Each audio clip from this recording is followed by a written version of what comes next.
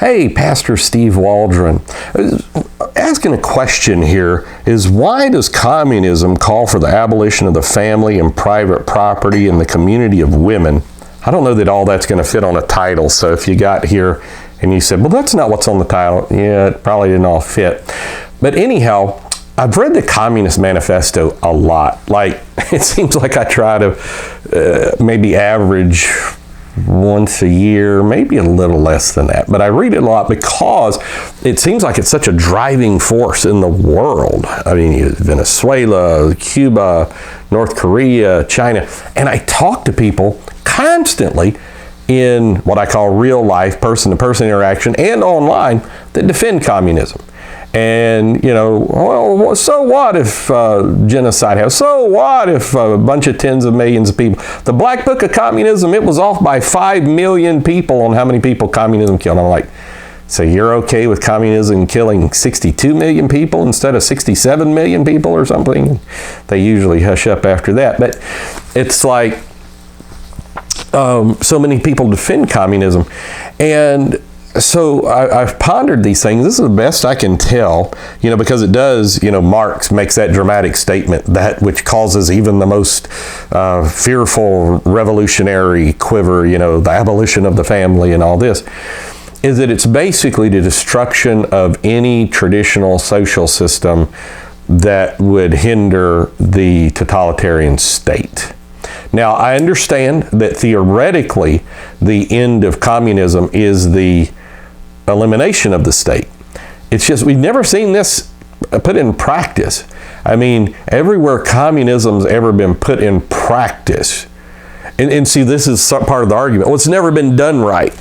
Well, you know, okay, if something is being a dictatorship of the proletariat and enslaving and killing and murdering and genociding tens of millions of people, like in the Soviet Union, like Mao, these type things, North Korea, you know, you always want to say, wasn't it Eldridge Cleaver or somebody that was praising the Soviet Union, finally moved to the Soviet Union, found out it wasn't what he thought, and moved back and said, okay, I'm a defender of the USA and liberty. It's like, why is everybody why did the Berlin Wall, why was everybody only going one way? Because it's very bad, you know. And so if it's so good, go live in a communist society, see, and complain about things the way you do here. See how long you last. So if communism is constantly taking away human freedom, human dignity, human beliefs, you know, belief systems, abrogating the freedom of speech, the liberty of the individual, and these type things, you know, why would people still believe it? And so there's certain bulwarks of society. This is what conservatism would be. Family would be conservative, private property, that you can actually own things. And that all goes back to Rousseau. This is pre-Marx time. You know, reading Rousseau, I found it so fascinating that he's talking about the noble savage and going back to, I think it was Rousseau that talked about the noble savage, going back to the time, he used the Bible, you know, of Cain, and everybody could just, the land was free for everyone. And this kind of, you know, almost 100 years later, even though Rousseau, didn't he have to go to an insane asylum or something? Kind of like Nietzsche did. Nietzsche went to an insane asylum for many years. But God is dead. Anyhow, God messed with his mind. Some say he was just making a political statement. But from each according to his ability, to each according to his need.